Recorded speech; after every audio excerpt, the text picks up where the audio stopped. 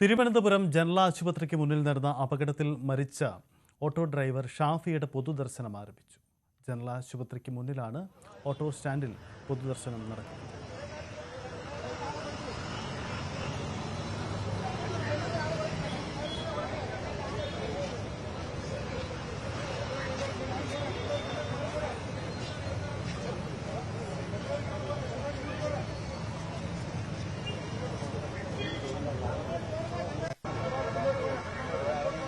സാരംഗ് സുധാകരനുണ്ട്. സാരംഗ്, ഏറെ ദുഃഖകരമായ ഒരു സംഭവമായിരുന്നു അവിടെ ഉണ്ടായത്.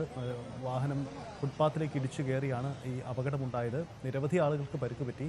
എന്താണ് അവിടുത്തെ പൊതുദർശനം? എന്താണ് അതിനുശേഷമുള്ള സംസ്കാര ചടങ്ങുകളും അതിൻ്റെ ക്രമീകരണം?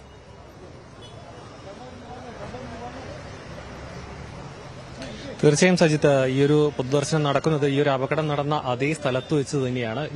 ഈ ഒരു ഭാഗത്ത് വെച്ചാണ് നിയന്ത്രണം വിട്ട കാർ, അതായത് കാർ ഓട്ടോ സ്റ്റാൻഡിലേക്ക് ഇടിച്ചു കയറുകയും ഈ ഷാഫി ഉൾപ്പെടെയുള്ള 5 പേരെ ഇടിച്ചു തെറിപ്പിക്കുകയായിരുന്നു. അതിൽ 4 പേരുടെ നില അതീവ ഗുരുതരമായിരുന്നു. അതിനുശേഷം മെഡിക്കൽ കോളേജിലേക്ക് മാറ്റിയ ഷാഫിയെ പിന്നീട് ചികിത്സയിൽ ഇരിക്കുമ്പോഴായിരുന്നു മരണപ്പെട്ടത്.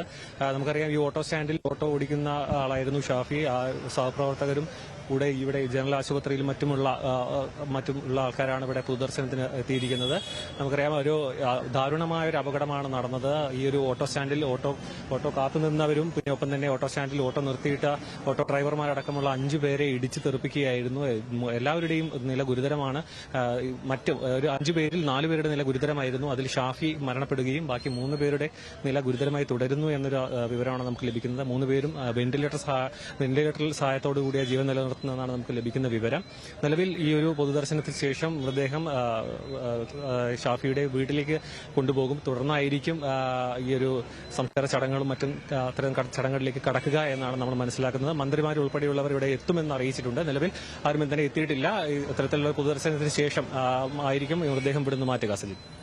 യെസ്, തിരുവനന്തപുരത്ത് ജനറൽ ആശുപത്രിക്ക് മുന്നിൽ തിരക്കേറിയ ഫുട്പാത്തിലേക്ക് വാഹനം ഇടിച്ചു കയറായാണ് ഈ അപകടമുണ്ടായത്. അതിനൊടുവിലാണ് ഏറെ ദുഃഖകരമായ തങ്ങളുടെ സഹപ്രവർത്തകന് വിട നൽകിയാണ് ഓട്ടോ സ്റ്റാൻഡ്. അപകടമുണ്ടായ അതേ ഇടത്ത് വെച്ച് തന്നെ പൊതുദർശനവും പുരോഗമിക്കും.